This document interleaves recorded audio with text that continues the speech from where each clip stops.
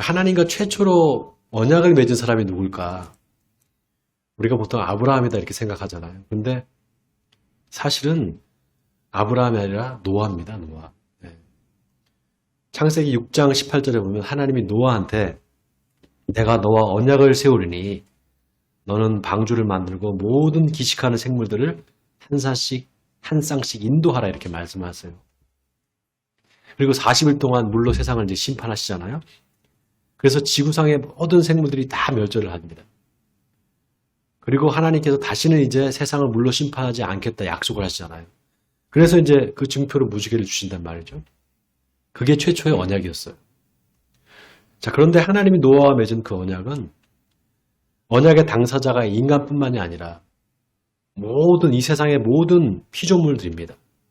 이 세상의 모든 피조물들 대신해서 이제 노아가 언약을 맺은 거예요. 그래서 창세기 9장 9절에 보면 하나님이 내가 내 언약을 너희와 너희 후손과 너희와 함께한 모든 생물 곧 너희와 함께한 새와 가축과 땅의 모든 생물에게 세우리니 곧 땅의 모든 짐승에게니라 이렇게 말씀하세요. 그러니까 하나님과 노아와 맺은 언약은 인간이 다른 피조물들을 대신해서 대표를 맺은 언약이다 이렇게 말할 수 있습니다. 그 다음에 이제 하나님께서 아브라함과 언약을 맺으시는 거예요. 창세기 15장에 보면 하나님과 아브라함이 이제 언약을 맺는 장면이 나옵니다. 하나님께서 아브라함한테 내가 너에게 자녀를 줄 텐데 네 자손이 하늘의 별과 같이 많아질 거다 이렇게 말씀하세요. 그리고 네 자손이 애굽에서 400년 동안 종살이를 하다가 큰 민족이 돼서 다시 나올 것이다 이렇게 말씀하세요. 이게 하나님과 아브라함이 맺은 언약의 내용입니다. 자, 그리고 나서 오늘 본문 17장 1절에 하나님께서 다시 아브라함을 찾아오시는 거예요. 자, 오늘 본문 1절을 우리 한번 같이 읽어볼까요? 네, 다시 한번 읽어보겠습니다. 시작. 아브라함이 99세 때 여호와께서 아브라함에게 나타나서 그에게 이르시되 나는 전능한 하나님이라 너는 내 앞에서 행하여 완전하라. 하나님이 아브라함한테 최초로 계약을 맺은 때가 언제였는가 하면요. 아브라함이 85세 때였어요. 근데 그로부터 14년이 이제 지나서 아브라함이 99세가 됐을 때 하나님이 다시 찾아오신 거예요. 그리고 뭐라고 하시는가? 나는 전능한 하나님이다 이렇게 말씀하세요. 히브리 말로 엘샤다이입니다. 한번 따라해 보겠습니다. 엘샤다이. 전능한 하나님이다. 전능하다는 거 이게 무슨 뜻인가 하면요. 하나님은 약속한 거를 어떤 일이 있어도 반드시 이루시는 분이다. 그 힘을 갖고 계신 분이다. 이런 뜻입니다. 자, 그 전능하신 하나님은 아브라함한테 또 뭐라고 말씀하십니까? 하면 너는 내 앞에서 행하여 완전하라 이렇게 말씀하세요. 따라 하겠습니다. 너는 내 앞에서 행하여 완전하라. 자, 행하여 완전하라. 이게 행하라는 말과요. 완전하라는 말이 두 개 합쳐진 겁니다. 둘 다 명령이죠. 행하라. 히브리 말로 할라크예요. 할라크. 이게 걸어가다. 똑바로 걸어가다 이런 뜻입니다. 완전하라는 말은 히브리 말로 타밈이라고 해요. 타밈. 그러니까 이스라엘 백성들이 하나님께 제사를 드릴 때 흠이 없는 제사를 드리잖아요. 이게 타밈이라는 말이 그 완전하다, 흠이 없다 이런 뜻입니다. 그러니까 이 말을 사람한테 쓰면 어떻게 되느냐? 도덕적으로 완전한 사람. 그 사람을 타밈이라고 말합니다. 그러니까 너는 내 앞에서 행하여 완전하라 이 말은 하나님 앞에서 도덕적으로 깨끗하게 살아야 된다 이 말이에요. 문자적으로 해석하면 그렇습니다. 도덕적으로 흠이 없는 사람, 그런 사람이 되어야 된다 이 말입니다. 그러니까 이 말은 그동안 아브라함의 삶이 도덕적으로 완전하지 않았다는 것을 이야기하는 거예요. 그걸 암시하는 거죠. 하나님이 왜 이런 말씀을 아브라함한테 하셨을까? 거기에는 그만한 이유가 있습니다. 하나님이 아브라함한테 자식을 주겠다고 약속을 했잖아요. 근데 아브라함이 그 약속을 기다리지 못하고 하갈을 통해서 이제 이스마엘을 낳잖아요. 그리고 나서 창세기 17장 18절에 보면 하나님이 다시 아브라함한테 나타나서 네 아내 사라가 아들을 낳게 될 거다 이렇게 말씀하세요. 그때 아브라함이 뭐라고 하는가 하면요. 이미 이제 이스마엘을 낳은 상태죠. 뭐라고 말하냐? 하나님 그냥 이스마엘이나 하나님 앞에 살기를 바랍니다 이렇게 말해요. 이 말은 무슨 얘기냐? 아이고 하나님 됐습니다. 제가 이 나이에 무슨 또 아들을 얻겠습니까? 이스마엘이나 건강하게 잘 살았으면 좋겠습니다. 이 뜻이에요. 오늘 본문에 하나님이 아브라함한테 너는 내 앞에서 행하여 완전하라 라고 말씀하신 이유가 바로 여기 있어요. 아브라함이 하나님의 약속을 온전히 믿지 않았던 겁니다. 여러분, 하나님이 아브라함한테 하신 약속이 뭐였습니까? 네 후손이 하늘의 별과 같이 많아질 거다. 그거잖아요. 그런데 아브라함 입장에서 보면은요, 이 약속이 너무 막연해요. 그렇지 않아요? 먼 미래에 있을 이야기잖아요. 지금 당장 이루어질 것도 아니고 먼 미래에 있을 이야기, 현실적이지 않은 약속이란 말이죠.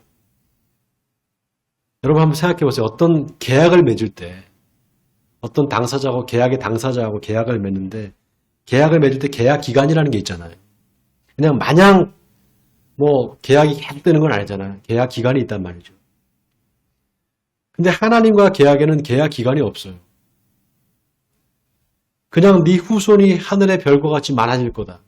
언제 많아질 거냐? 기한이 없어요.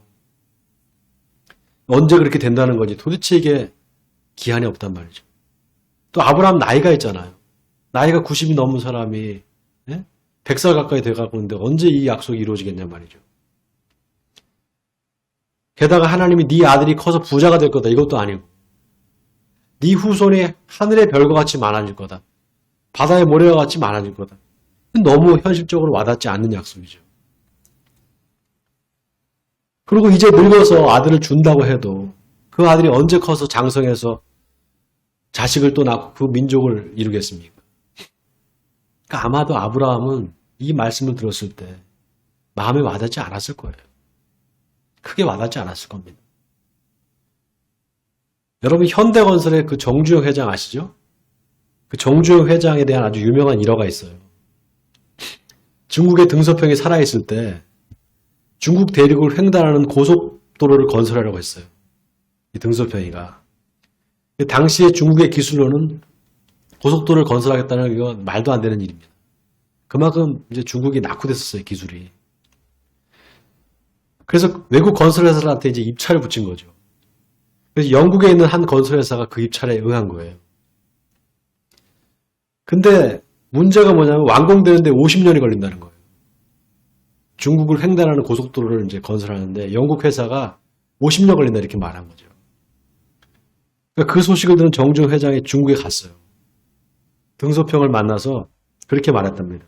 뭐라고 했는가 하면 당신이 지금 나이가 있는데 50년 후면 당신이 죽는다. 그러면 공사가 끝나는 게 그게 무슨 의미가 있겠느냐. 50년 후에 끝나면.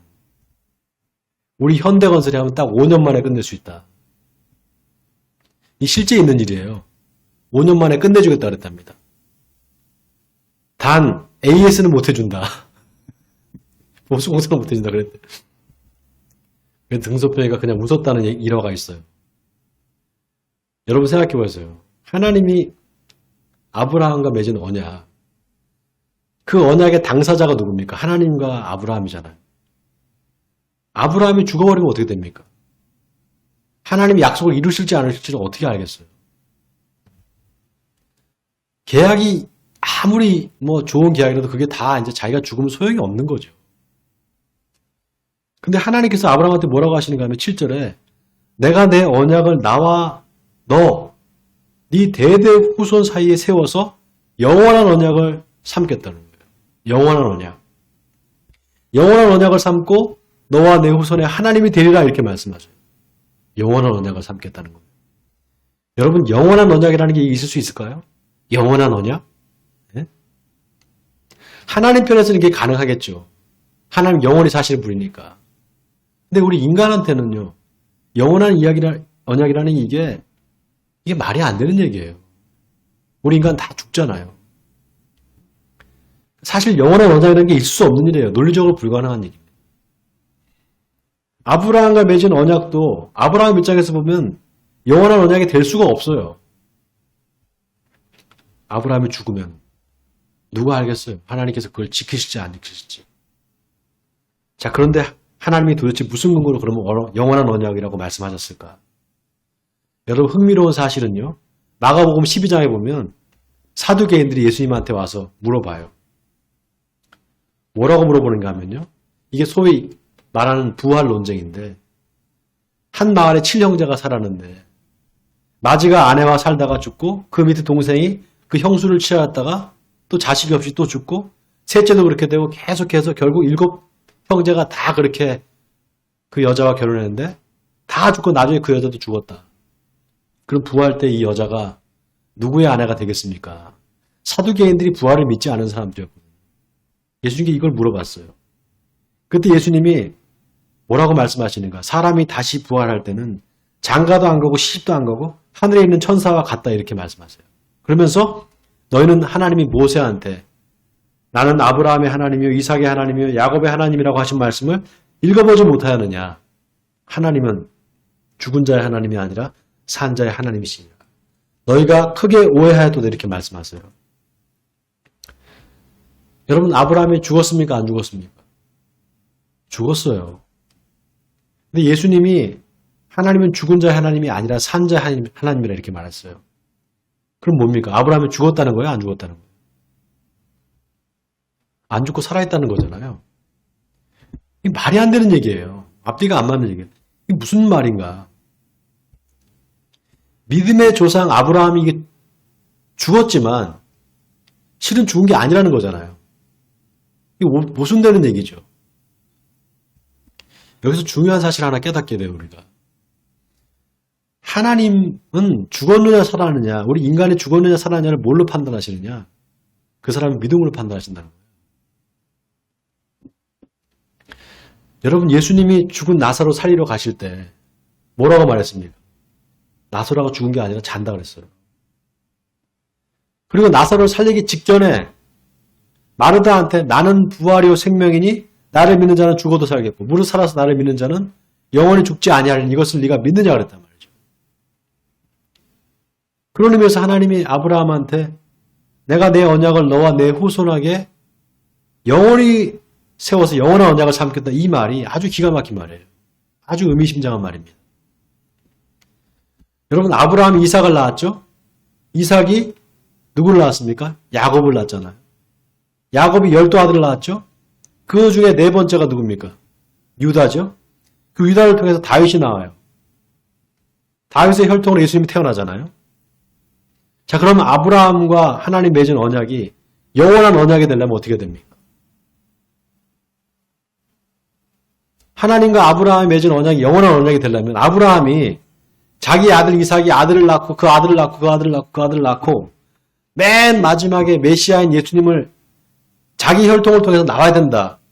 이걸 믿어야 되는 거예요. 그렇죠? 그래야지만 영원한 언약이 되잖아요. 아브라함이 그걸 믿었다는 거예요. 아브라함이 그걸 믿었다는 겁니다. 내 자식 이삭 아직 태어나지도 않았어요. 이땐. 이삭이라는 애가 태어나고 그 후손으로 해서 쭉 내려가서 이제 메시아가 태어날 거다. 그 메시아의 후손으로 수많은 사람들이 바다의 모래와 같이 하늘의 별과 같이 그 후손들이 많아질 거다. 이거를 믿었다는 거잖아요. 그죠? 여러분 사람과 사람이 계약을 맺을 때 그 계약의 당사자가 죽으면은요. 계약이 자동으로 해지됩니다. 계약 당사자가 죽었는데 그 계약이 어떻게 유효하겠어요? 죽으면 끝이에요.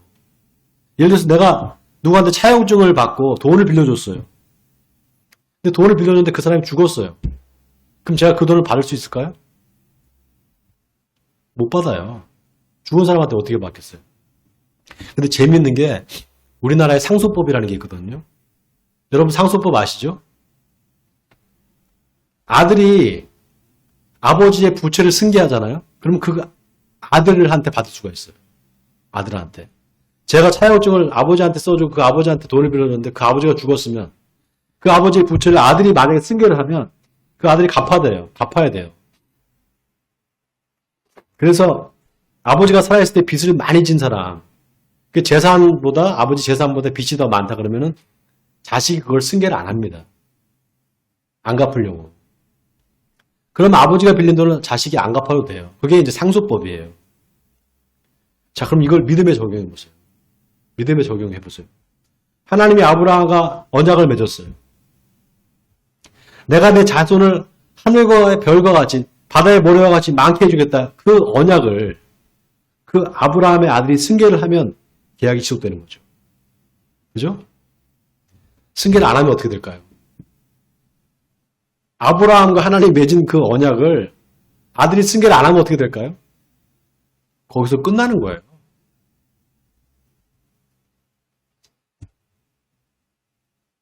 예를 들어서 아브라함이 하나님의 약속을 믿었어요.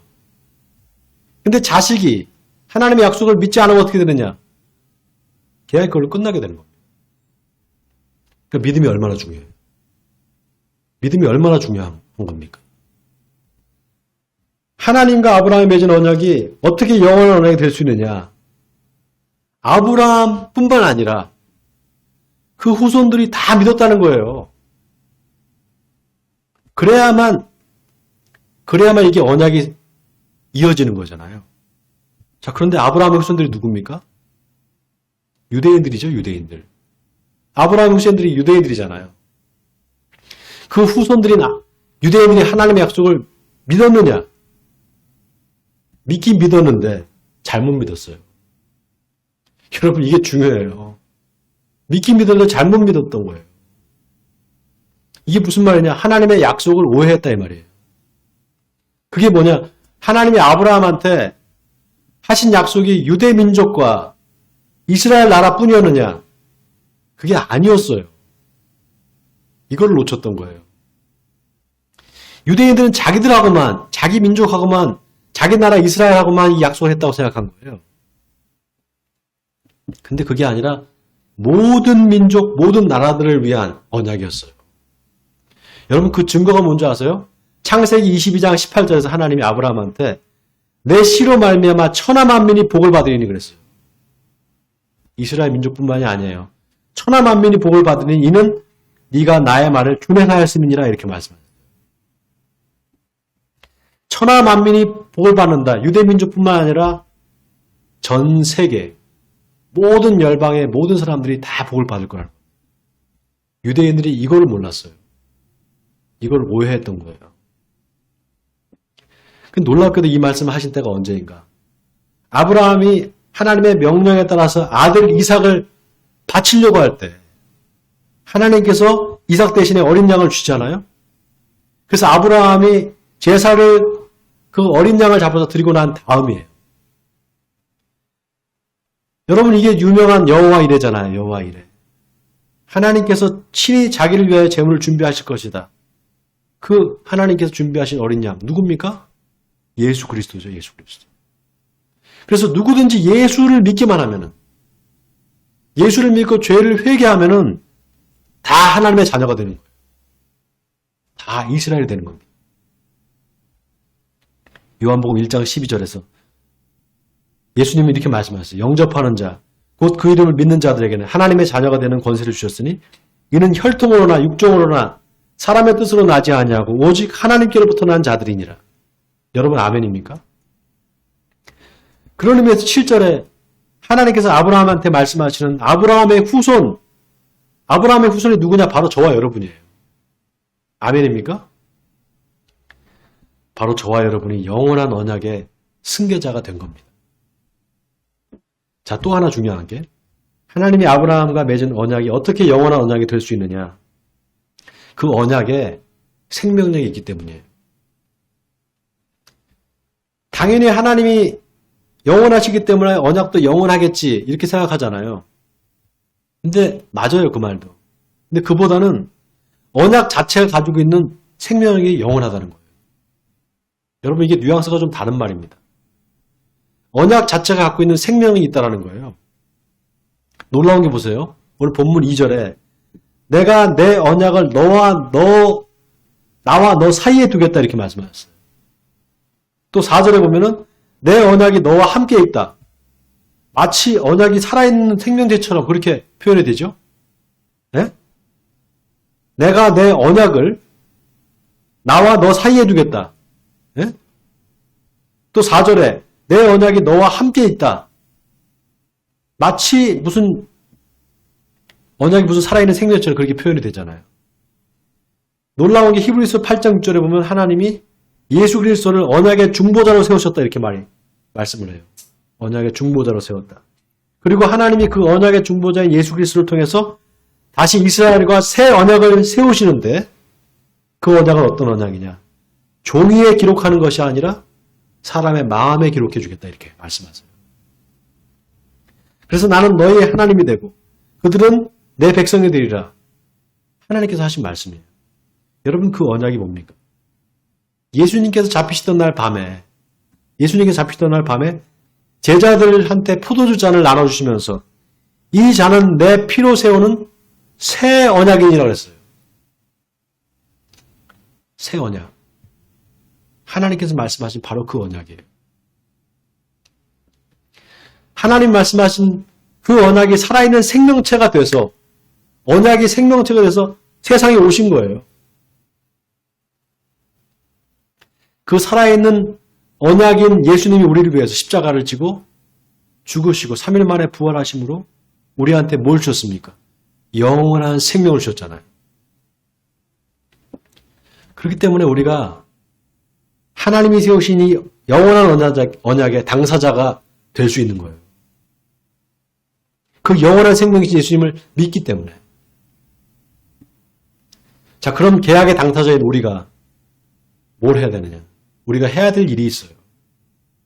그게 뭐냐? 하나님 앞에서 완전하게 행하는 겁니다. 완전하게 행하는 것. 그래서 너는 내 앞에서 행하여 완전하라. 여러분 이 말씀이 하나님이 아브라함한테만 하신 말씀이 아닙니다. 아멘입니까? 바로 저와 여러분들한테 하신 말씀이에요.